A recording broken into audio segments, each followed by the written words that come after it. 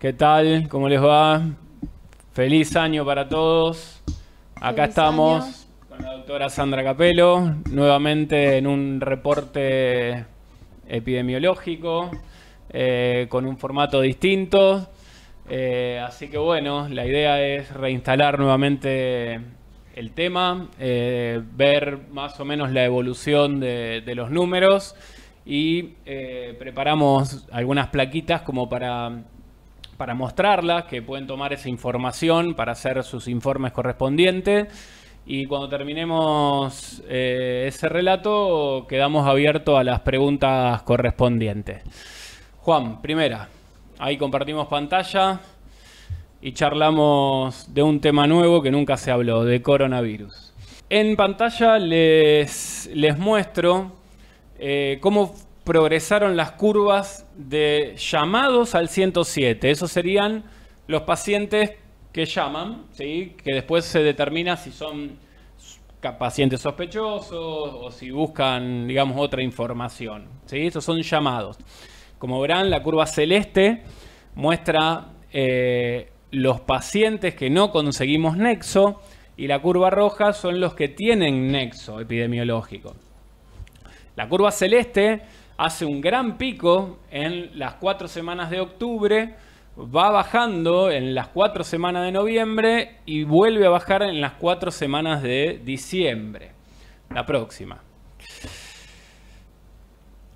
Esto es, digamos, los mismos datos, nada más que en forma diaria. Y como verán, más o menos los llamados al 107 en promedio se ubican alrededor de 70 llamados, entre 70 y 80.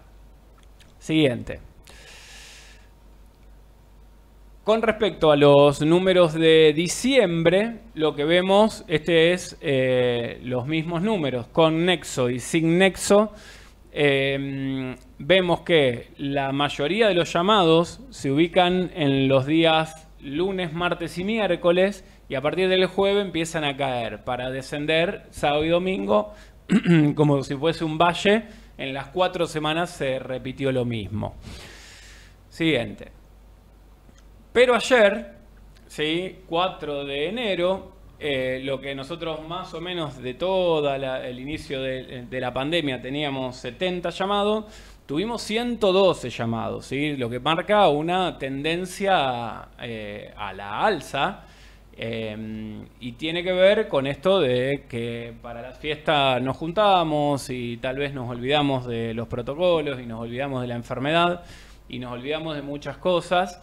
Y bueno, hoy, esta semana y probablemente la semana que viene, tengamos una fuerte tendencia a la alza de todos los números, los pacientes sospechosos, los llamados y los positivos. Siguiente. Con respecto a los test, es una estimación muy parecida a la curva de llamados, ¿sí? Nosotros tenemos en línea roja los positivos y en línea verde los negativos. Esa curva muestra desde la semana del 2 de agosto, o sea, agosto, septiembre, octubre, noviembre y diciembre. ¿Sí? Como veremos, es una tendencia a la alza. La baja que se percibe más o menos para septiembre fue cuando vino el detectar, que no testeamos ahí, se testeó a través de detectar. Y después fue una tendencia alcista hasta octubre, noviembre bajó y diciembre se mantienen los casos. Siguiente. Con respecto a la misma curva, pero con casos diarios, ¿sí? Tenemos más o menos que se mantiene un promedio entre 25 y 30 casos. Y vemos que la última semana, ¿sí? En la última semana de diciembre, hay una tendencia a aumentar el número de casos, ¿sí? Una tendencia que ahí no se expresa porque aumentó realmente los negativos, que es la curva verde, pero vamos a ver reflejados esos números en cuanto a positividad en las semanas siguientes. Siguiente, Juan. Desde agosto, en Rafaela se hicieron 6.409 test de los cuales 3.014 fueron positivos y 3.395 fueron negativos. Nos da un porcentaje de positividad altísimo del 47%. Esto considerando que estamos testeando a los que tienen síntomas, ¿sí? No, los test, sobre todo los test de antígenos, que después vamos a hablar, dan negativos si testeamos a gente asintomática. Siguiente. En cuanto a diciembre, el 75% de los hisopados fueron test de antígenos y el 25% fueron los hisopados PCR. ¿Sí? O sea que básicamente nuestra capacidad diagnóstica se basa en los test de antígeno, que es lo que hace la carpa. Más o menos pasaron 5.000 rafaelinos por la carpa, así que es un número, digamos, como para tener en cuenta. Siguiente. Estos son los números de ayer, como para refrescarlos. Tuvimos 21 casos positivos del total de 5.751. Los activos se mantienen en 274, o sea que todavía tenemos circulación viral en Rafaela. Todavía la mayoría de los casos no encontramos nexo, o sea que en cualquier lugar, en cualquier momento, podés tener contacto con el virus si no lo tuviste ya. Así que las medidas de cuidado son lo único que tenemos vigente al momento, las medidas de cuidado que todo el mundo ya sabe. Siguiente. Y lo que vemos también es un pequeño aumento en el número de camas, de ocupación en la cama en el hospital, y tenemos 8 personas en respirador, en terapia intensiva, o sea que es un número, si bien bajo comparado con las semanas desde septiembre, sigue siendo mucho más de lo que el hospital podía llegar a manejar antes de marzo del año pasado. Siguiente. Esto es un dato que debemos tener refrescado, ¿sí? La edad promedio de contagio, o sea, los casos positivos que diagnosticamos, se ubica en 38 años. ¿Sí? Tenemos 38 años de edad promedio de contagio. Pero la edad promedio de los fallecidos es 74 años. ¿Qué significa esto? Los que más se contagian van de los 20 a los 40 años, pero los que más se mueren, más del 80%, son mayores de 60 años. ¿Sí? Así que los jóvenes son los que llevan el virus a la casa, y los que viven en casa, que son mayores de 60, o los que tienen o padecen alguna enfermedad o alguna comorbilidad, son los que se mueren. ¿Sí? O sea, este es un dato que debemos refrescar, ¿sí? Y sobre todo hacer notar, sobre todo trabajar con los jóvenes. Los jóvenes es difícil que cumplan algunas indicaciones, pero en base a este dato nos tenemos que basar en cuanto a todas las medidas. Son los jóvenes los que llevan el virus a la casa y son las personas adultas las que lo padecen. ¿Cuál es la solución? Es lo que hablamos siempre, lo que se llama solidaridad entre generaciones. La solidaridad intergeneracional es lo que tenemos que hacer, ver a los jóvenes que tienen que tener algún cuidado especial, porque ellos no van a padecer la enfermedad, algunos no se van a enterar, pero pueden llegar a ser que compliquen a sus familiares, sobre todo sus abuelos o sus padres o los que tienen alguna enfermedad. Siguiente. Aquí lo que vemos es el promedio de casos semanales desde el 16 de agosto hasta el 2 de enero.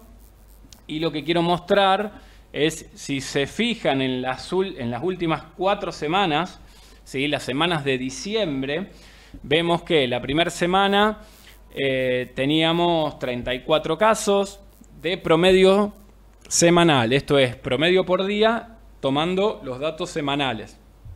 De 34 pasamos a 22, de 22 a 24, de 24 a 20, que fue la semana previa a Navidad, y 25, o sea, ya pasamos desde la semana previa a Navidad a la semana previa a Año Nuevo un 25% más. O sea, estamos teniendo una clara tendencia al aumento del número de casos. Siguiente. Y esto, digamos, es más o menos la estimación del número de casos que tenemos prevista hasta finales de enero. Acá vemos la progresión de la curva que nos hizo Ernesto Kaufmann, de los matemáticos del CONICET, que trabajamos a partir de agosto, septiembre, donde vemos que el número de casos fue en aumento, ¿sí? Donde llegamos hasta tener 177 casos en un día. Y las medidas, fíjense cómo hace la curva, ¿sí? Luego de las medidas. Acá es un modelo, Rafaela, en cuanto a demostrar que las medidas son efectivas. Fíjense, la clara tendencia es como que se desploma la curva, se parte a la mitad después de las medidas. O sea, eso fue demostrado en una placa cómo las medidas fueron efectivas. Sabemos que no son gratas, sabemos que a nadie le gusta tomar ese tipo de medidas, son restrictivas, sabemos que tiene que ver con la circulación de personas, pero claramente son, visiblemente son efectivas. Y a partir de lo que sería la semana de Navidad, tenemos tres posibilidades. Uno, que es la curva roja, que debería ser el modelo que marca una tendencia para la baja. Si aumentamos el 20%, el R sub 0, que sería el 20% de movilidad, es la curva amarilla, o sea que se posicionaría más o menos para finales de enero en 30 casos por día.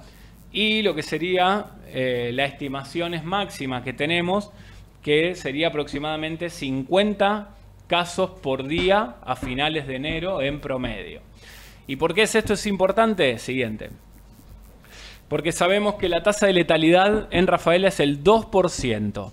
¿Sí? Tenemos una tasa de letalidad estable en los últimos 2 meses, lo que significa que cada 50 casos, o sea que ahí tendríamos la estimación de que eso podría llegar a pasar a finales de enero, tenemos un fallecido. ¿Sí? O sea, cada 50 casos hay una persona que puede fallecer.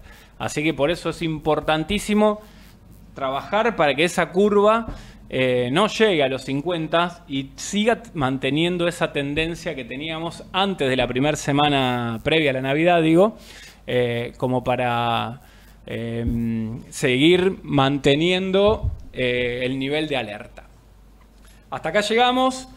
No sé, Sandra, ¿querés aportar algo, agregar algo de lo que hablamos? No, un poco reforzar esto de que esta tendencia en aumento no solamente se ve en Rafaela, sino que se ve en toda la región de Rafaela. Como nosotros hablamos en otras oportunidades, eso impacta directamente en el sistema de salud de Rafaela, porque lo que nosotros estamos viendo es que recibimos muchas derivaciones de las localidades vecinas y muchas de estas camas ocupadas, sobre todo las de terapia intensiva, no todas son de personas de Rafaela, sino de personas de otras localidades. Ustedes habrán visto que si bien el número de camas en clínica fue bajando, el nivel de ocupación de terapia intensiva se mantuvo prácticamente estable y no se llegó a bajar de los 14 pacientes. Y esto tiene que ver con eso, con el aumento de los casos en las otras localidades y las derivaciones que fuimos recibiendo. Sí, lo que estamos viendo es que las derivaciones son pacientes que llegan en estadios más graves por esto del retraso en el llamado y en la solicitud de la atención. Personas que no han llamado o tardaron o demoraron por querer reunirse o por no aislar a sus contactos estrechos, sobre todo por las cercanías de la fiesta.